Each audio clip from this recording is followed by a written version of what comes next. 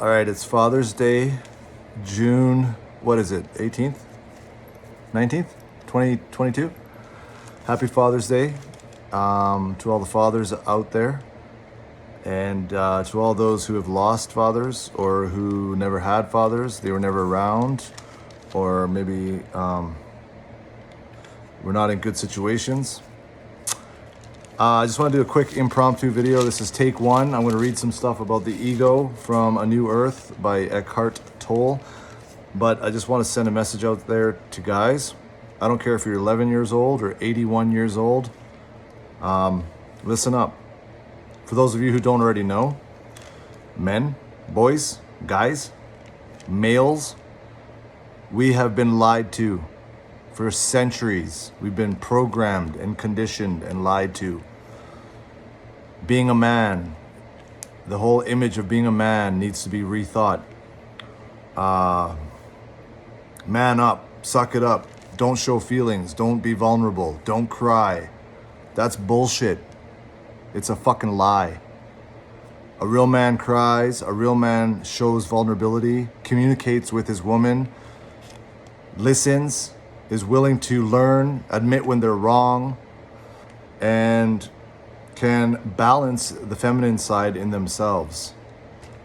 I feel like I had more to say on that, but again, this is just a take one. I'm just throwing it out there, and I got a bit to read, so let me just read this. So whoever this is going to affect in a good way, hopefully, that's what I do what I do, most of what I do. Pew, pew, pew. Recognize the ego for what it is, a collective dysfunction, the insanity of the human mind. When you recognize it for what it is, you no longer misperceive it as somebody's identity. Once you see the ego for what it is, it becomes much easier to remain non-reactive toward it. You don't take it personally anymore. There is no complaining, blaming, accusing, or making wrong. Nobody is wrong. It is the ego in someone, that's all. Compassion arises when you recognize that all are suffering from the same sickness of the mind, some more acutely than others. You do not fuel the drama anymore. That is part of all egoic relationships. What is its fuel? Reactivity. The ego thrives on it.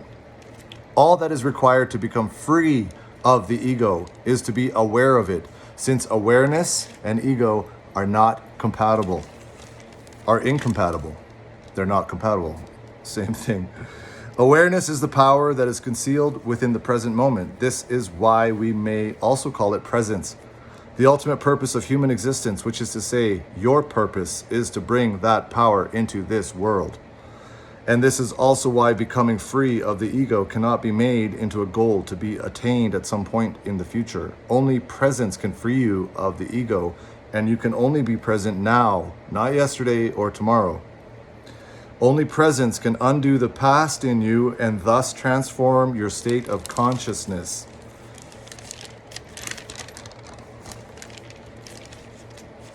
And by the way, the saying, I think, therefore I am, is perhaps the root of the ego instead of being the ultimate truth. Because think about it.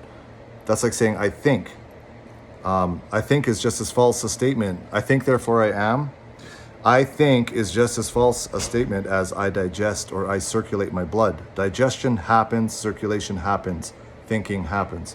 Anyways, I just want to end this with saying, maybe just rethink the whole fucking thing about what you've been taught or led to believe your whole life about what it means to be a man. And, you know, I personally believe that having more balance with your divine feminine counterpart is where it's at, as well as the feminine balance within ourselves, because we all have it. We all have duality, right? And the old patriarchal fucking way of manning up and all that bullshit is bullshit, man. You've been lied to. Men, we've been fucking lied to. And it's got to change. I truly believe it is changing.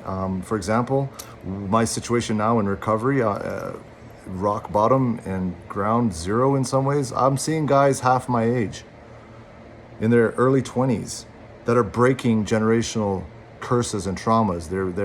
Their fathers abused them or were alcoholics or drug addicts and abusive and never showed vulnerability or you know, didn't think it was okay to cry and thought, you know, they had this role to play and the woman had to play this role.